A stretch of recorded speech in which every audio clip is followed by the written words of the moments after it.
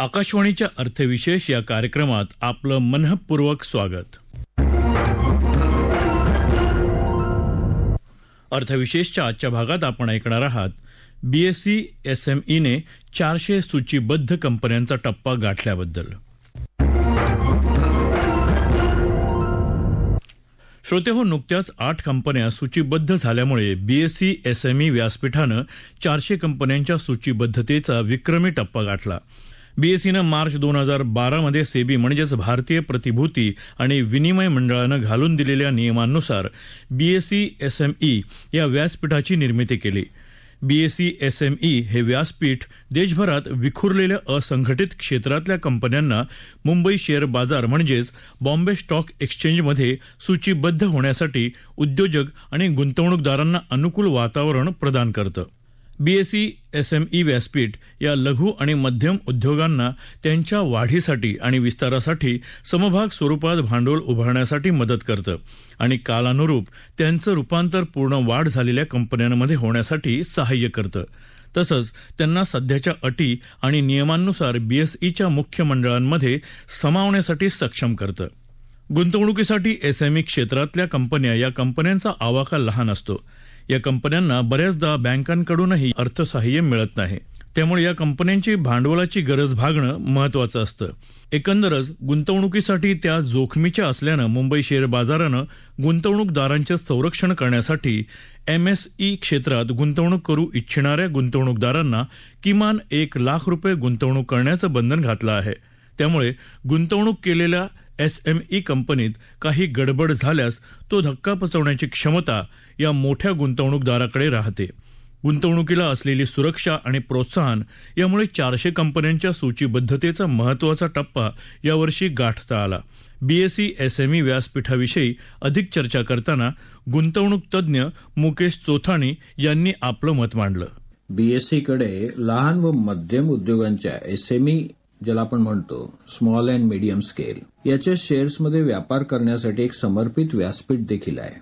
तसेच national stock एक्सचेंजकडे NSE emerge नावाचा trading platform सुद्धा आहे. NSE मध्ये इमर्ज मध्ये सूचीबद्ध केलेले शेअर्स SM श्रेणीमध्ये उपलब्ध आहेत. NSEindia.com/emerge पुढे लाईव्ह मार्केटमध्ये ते आपण बघू शकता. BSE मध्ये SME मध्ये सूचीबद्ध केलेले स्टॉक हे M श्रेणीमध्ये उपलब्ध आहेत आणि ते सुद्धा आपण BSESME.com पुढे बाजार त्याच्या पुढे SME स्ट्रीमर मध्ये आपण बघू शकता. येथे सूचीबद्ध केलेल्या समभागांबद्दल वेगळी गोष्ट म्हणजे ते F&O प्रमाणेच लॉटमध्ये व्यवहार केले जातात. प्रत्येक स्टॉकचे लॉट त्याचे आकार एक्सचेंजद्वारे ठरवले जातात. खरेदी विक्री लॉट साईजच्या पटीतच करावी लागते. एक्सचेंज वेबसाईटवर मार्केट डेप्थ बघून लॉट साईज आपणास शोधता येते. NSE इमर्ज आणि BSE SME या प्लॅटफॉर्मवर उच्च वाढीची क्षमता असलेल्या कंपन्या, त्या कंपन्यांच्या सिस्टर कन्सर्न कंपन्या, VC फर्म्स, एंजल इन्व्हेस्टर्स निधी पुरवलेल्या कंपन्या आणि प्रकल्प SVP यांचा समावेश होतो. सेबीने SME एक्सचेंज प्लॅटफॉर्म लॉन्च करण्यासाठी 18 मे 2010 रोजी तपशीलवार मार्गदर्शक तत्वे जाहीर केली. सेबीकडून मान्यता मिळवणारे आणि 13 मार्च 2012 रोजी SME प्लॅटफॉर्म लॉन्च करणारे BSE हे पहिलेच स्टॉक एक्सचेंज होते. सध्या यात 403 कंपन्या सूचीबद्ध आहेत आणि त्याचे बाजार मूल्य ₹60,000 कोटी. 215 कंपन्यांमध्ये रेग्युलर ट्रेडिंग सुद्धा होते.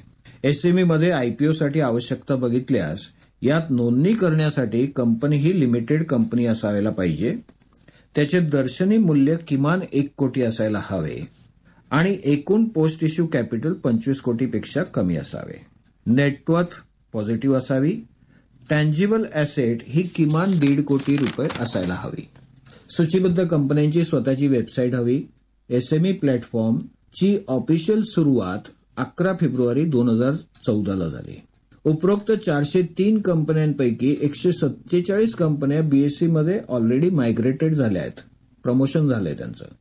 सध्या भारतात 36,000 SME प्रमोटर्स आहेत. बीएसई जास्तीत जास्त एसएमईना या प्लॅटफॉर्मवर स्वतःची कंपनी सूचीबद्ध करण्यासाठी आतापर्यंत 2500 ऑफलाईन आणि 500 पेक्षा जास्त ऑनलाईन सेमिनार सुद्धा बीएसईने केलेली आहेत. एसएमई लिस्टिंगचा प्रसार व प्रचारासाठी बीएसईने महाराष्ट्र, यूपी, हरियाणा, पश्चिम बंगाल, तेलंगणा या सरकारबरोबर एमओयू सुद्धा साईन केलेला आहे. एसएमई आयपीओसाठी किमान गुंतवणूक 1 लाख हवी. नियमित आयपीओ साठी अर्जाचा आकार 10 ते 15 हजार असतो, पण एसएमई आयपीओ साठी ही गुंतवणूक किमान 1 लाख हवी. एसएमई आयपीओ ही किरकोळ गुंतवणूकदारांसाठी काही वेगाने वाढणाऱ्या कंपन्यांच्या शेअर्सवर हा नफा कमवण्याची उत्तम संधी आहे. त्याचा फायदा एसएमई प्लॅटफॉर्मद्वारे आपण घेऊ शकता. एसएमई प्लॅटफॉर्म मुख्य एक्सचेंजमध्ये जाण्यासाठी स्प्रिंग बोर्ड बनू शकते. यासाठी एसएमईचे मार्केटिंग आवश्यक आहे. आंतरराष्ट्रीय गुंतवणूकदारांना देखील याची ओळख करून देण्याची आता गरज भासत आहे. भारताच्या विकासासाठी एसएमई एक्सचेंजची प्रगती व प्रसार आवश्यक आहे. आज भारतात 100 पेक्षा जास्त युनिकॉर्न आहेत. बीएसई आणि स्टार्टअप इकोसिस्टम यांच्यात उत्तम भागीदारी देण्यासाठी वाणिज्य व उद्योग मंत्रालय मदतीला नेहमीच तयार आहे, असे प्रतिपादन पियुष गोयल यांनी या निमित्ताने अध्यक्षीय भाषणात केले. आज भारतात एसएमईला आकार व स्केल देण्याची तत्परता व संधी आहे.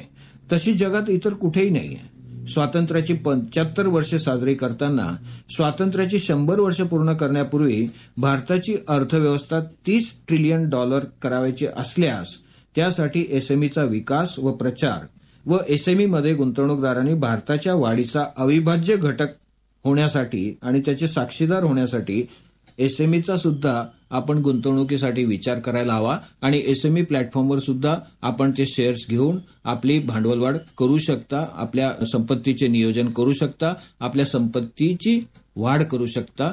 हेच या निमित्ताने सांगायचे आहे. श्रोते हो, लघु आणि मध्यम क्षेत्रातल्या कंपन्यांचं भारतातलं महत्त्व अनन्यसाधारण आहे. रोजगार निर्मिती, उत्पादन, निर्यात अशा सर्वच दृष्टिकोनातून अर्थव्यवस्थेचं हे महत्त्वाचं क्षेत्र बनलं आहे. विशेषतः जागतिकीकरणानंतर सर्वच जगाचा मोठ्या कंपन्यांकडे कल वाढला होता आणि इकॉनॉमी ऑफ स्केल म्हणजेच उद्योगांचे अथवा अर्थव्यवस्थेचे आकारमान वाढले तर फायदा वाढतो आणि हे तत्व सर्वच देशांनी आत्मसात केलं. परंतु भारतात मात्र लघु आणि मध्यम क्षेत्रातल्या कंपन्यांचं विशेष महत्त्व आहे. सर्वसमावेशक विकास, आर्थिक वृद्धी, निर्यात, उत्पादकता अशा सर्वच आघाड्यांवर लघु आणि मध्यम उद्योगांच्या अर्थव्यवस्थेत महत्त्व वाढत आहे. त्यांच्यासमोर असलेल्या आव्हानांचा विचार करता बीएसई एसएमई हे एक महत्त्वाचं व्यासपीठ ठरतं. यावर अधिक प्रकाश टाकताना अर्थविषयक मुक्त पत्रकार वीरेंद्र तळेगावकर यांनी मांडलेलं मत त्यांच्या शब्दात. देशातील सर्वात जुना आणि सर्वात मोठा भांडवली बाजार असलेल्या मुंबई शेअर बाजारात नुकतीच 400व्या लघु व मध्यम उद्योग क्षेत्रातील एका कंपनीची सूचीबद्धता झाली. भांडवली बाजारातील हा उल्लेखनीय असा मंच आहे. देशातील लघु व मध्यम उद्योग क्षेत्र आणि त्या क्षेत्रात कार्यरत असलेल्या कंपन्या यांच्यासाठी एक हक्काचं व्यासपीठ म्हणून बीएसई एसएमई प्लॅटफॉर्म हा निधी उभारण्यासाठी उपलब्ध झालेला आहे. भांडवली बाजारावर नियंत्रण असलेल्या सेबीने याबाबतची मार्गदर्शक पत्रिका ही 18 मे रोजी 2010 मध्ये जारी केली होती. त्यानंतर मुंबई शेअर बाजारात लघु उद्योगांसाठी असा खास मंच हा मार्च 2012 मध्ये अस्तित्वात आला. तेव्हापासून आजतागायत मुंबई शेअर बाजारात लघु व मध्यम उद्योग क्षेत्रातील जवळपास 400 कंपन्या सूचीबद्ध झालेल्या आहेत. या माध्यमातून लघु क्षेत्रातील कंपन्यांनी जवळपास 60,000 कोटी रुपयांचं बाजार भांडवल कमावलेलं आहे. शिवाय 395 कंपन्यांनी आतापर्यंत 4,200हून अधिक कोटी रुपये हे उभारले आहेत. भांडवली बाजारात शिरकाव करताना कोणत्याही कंपनीला निधी उपलब्धता सहजरित्या होते. भांडवली बाजारात कंपन्यांचे शेअर सूचीबद्ध करून गुंतवणूकदारातून त्या रूपाने रक्कम जमा करता येणं आणि ती आपल्या विस्तार कार्यासाठी किंवा उत्पादन निर्मितीसाठी अशी कंपन्यांना उपलब्ध करून देता येते. केंद्रीय सरकारने लघु व मध्यम उद्योग क्षेत्रासाठी केलेल्या विशेष उल्लेख कार्यासाठी हे मंच किंवा असे प्रयत्न यशस्वी ठरलेले दिसतात. कोविड आणि लॉकडाऊनच्या काळामध्ये लघुउद्योगासाठी केंद्र सरकारनं वेळोवेळी विविध उपाययोजना तसंच आर्थिक सहकार्य देऊ केलं होतं. भांडवली बाजारातील SME मंच हा सुद्धा त्याचाच एक भाग आहे. छोट्या कंपन्यांना अशा प्रकारे मुंबई शेअर बाजारातून किंवा भांडवली बाजाराच्या विशेष मंचाच्या माध्यमातून कंपन्यांप्रमाणे किंवा मोठ्या उद्योग समूहांप्रमाणे स्पर्धा करता येणं आणि तीच वागणूक मिळणं हेही उल्लेखनीय म्हणता येईल. मुंबई शेअर बाजारात गेल्या आठवड्यात अशी पद्धतीने 400व्या लघुउद्योग कंपनीची सूचीबद्धता झाल्यानंतर एक उल्लेखनीय टप्पा, एक उल्लेखनीय प्रवास पार पडला. लघुउद्योग क्षेत्रासाठी केंद्र सरकारच्या मुद्रा, लोन वगैरे आदी अर्थसहाय्याच्या योजना आहेतच. मात्र कंपन्यांना विनासाय आणि थेट लोकांकडनं, गुंतवणूकदारांकडनं असा निधी उपलब्ध होण्याचा मार्ग, शिवाय एक आर्थिक शिस्त आणि कंपनी कॉर्पोरेट जगताची भूमिका ठेवता येणं हा पर्याय या माध्यमातून उपलब्ध झालेला आहे. या निमित्ताने केंद्रीय वाणिज्य व उद्योग मंत्री पियुष गोयल यांनी गेल्या आठवड्यामध्ये लघुउद्योगासाठी विशेष उपाययोजना तसंच निर्णय घेण्याचं सूतोवाच केलं.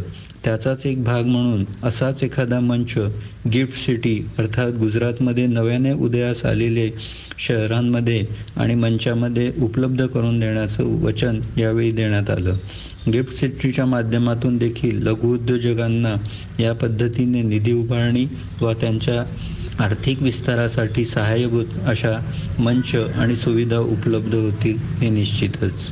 कॉर्पोरेट जगताप्रमाणे बड्या उद्योग समूहाप्रमाणे छोट्या उद्योगांनाही स्पर्धा करता यावी, त्यांची उत्पादनं मोठ्या प्रमाणावर विकली जावी आणि निर्मिती करता यावी, तसंच थेट ग्राहकांना त्यांच्यापर्यंत पोहोचण्यासाठी असा मंच अशा कंपन्यांना नेहमीच सहाय्यभूत ठरलेला आहे. लघुउद्योग क्षेत्राची ही वाढती वाटचाल देशाच्या अर्थव्यवस्थेतच किंवा उद्योग क्षेत्रातच महत्त्वाची नाही, तर SME मंचाच्या माध्यमातूनही जवळपास 60% भाग किंवा हिस्सा हा आता लघु मध्यम उद्योग क्षेत्रातल्या सूचीबद्ध अशा कंपन्यांचा झालेला आहे. तेव्हा हा मंच ज्याप्रमाणे मुंबई शेअर बाजारात म्युच्युअल फंडासाठी BSE स्टार MF मंच आहे, त्याप्रमाणे लघुउद्योग क्षेत्रासाठीचा हा मंच अशा प्रकारे एक सर्वसमावेशक पाऊल असेल आणि ते ठरेल यात वाद नाही. एका दृष्टीने विचार केला तर भारतीय अर्थव्यवस्थेचे लघु आणि मध्यम अर्थव्यवस्था हे व्यवच्छेदक लक्षण आहे. भारताच्या निर्यातीत 35% आसपास वाटा हा लघु मध्यम उद्योगांचा आहे. रोजगार निर्मितीचं लक्ष्य साध्य करण्यासाठी लघु आणि मध्यम उद्योगांचं सक्षमीकरण करणं अत्यावश्यक आहे. सर्वसमावेशक विकास आणि संपत्तीचं समन्यायी वितरण साध्य करण्यासाठी सुद्धा भक्कम लघु आणि मध्यम उद्योगांची आवश्यकता आहे. मोठ्या उद्योगांसाठी योजना आणि प्रोत्साहनाकडे लक्ष देणं आवश्यक आहेच, परंतु लघु आणि मध्यम उद्योगांसाठी विशेष सरकारी योजना हा अर्थव्यवस्थेकडे पाहण्याचा खास भारतीय दृष्टिकोन आहे. लोकल के लिए व्होकल बनोचा नारा आपण प्रत्यक्षात आणला पाहिजे. आत्मनिर्भर भारताचं स्वप्न लघु आणि मध्यम उद्योगांशिवाय पूर्ण होणार नाही. श्रोतेहो, याबरोबरच आजचा अर्थविशेष हा कार्यक्रम संपला. आकाशवाणी मुंबईच्या प्रादेशिक वृत्त विभागानं हा कार्यक्रम सादर केला. सादरकर्त्या सरस्वती कुवळेकर, निर्मिती सहाय्य गुरुनाथ तेरवणकर, लेखन विनोद देशपांडे आणि निवेदन शैलेश मोहिते.